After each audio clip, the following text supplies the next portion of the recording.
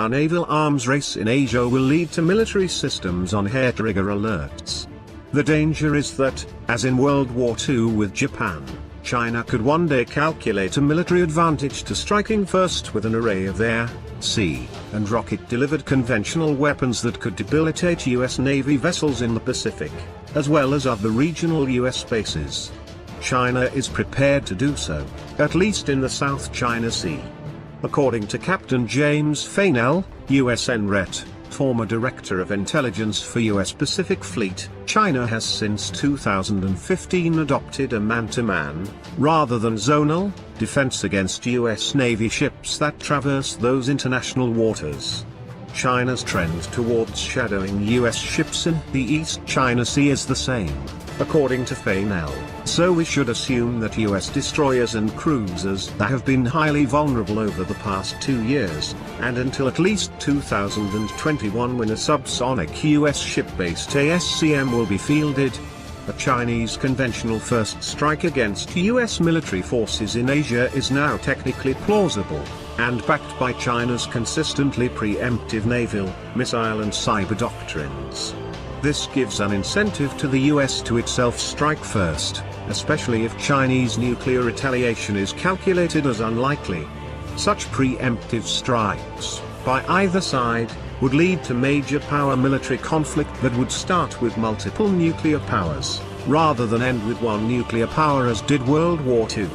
It would be the most destructive war in world history, and so military technologies such as China's O-55 destroyer armed with YJ-18 ASCM that upset the balance of power in Asia are profoundly destabilizing and contrary to what one should expect from a status quo power.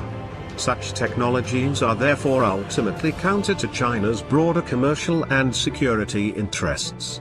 According to Fainell, US Navy warship anti-ship cruise missile programs are just now being developed.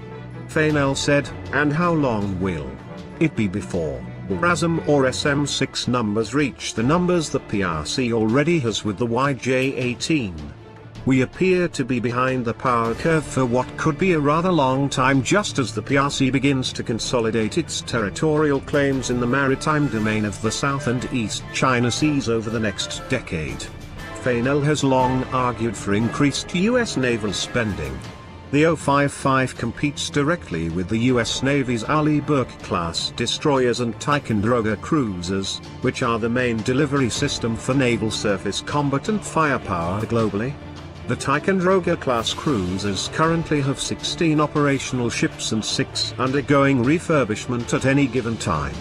There are 62 Arleigh Burkes worldwide, and the US Navy is building 14 more. They are smaller and carry less firepower than the O-55s. The Arleigh Burke destroyers displace 8,000 to 10,000 tons and have up to 96 VLS launch tubes each. That is a lot of potential firepower.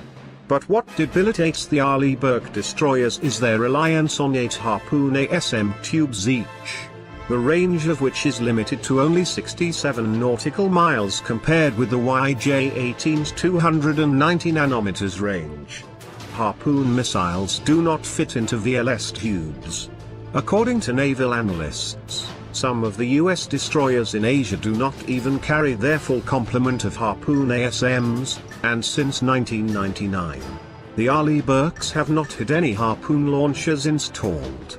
Most US destroyers, therefore, have only token anti-ship capabilities, making them vulnerable to a debilitating first strike in case of war.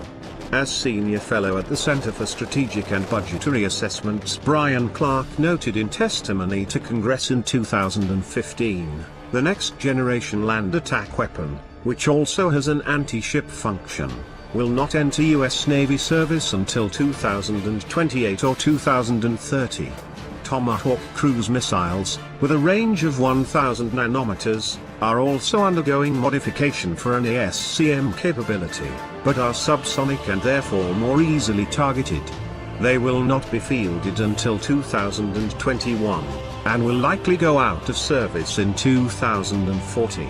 Until then, and if China's surface fleet has an anti-missile system capable of downing the slow Tomahawk, Navy destroyers and cruisers are uniquely vulnerable to China.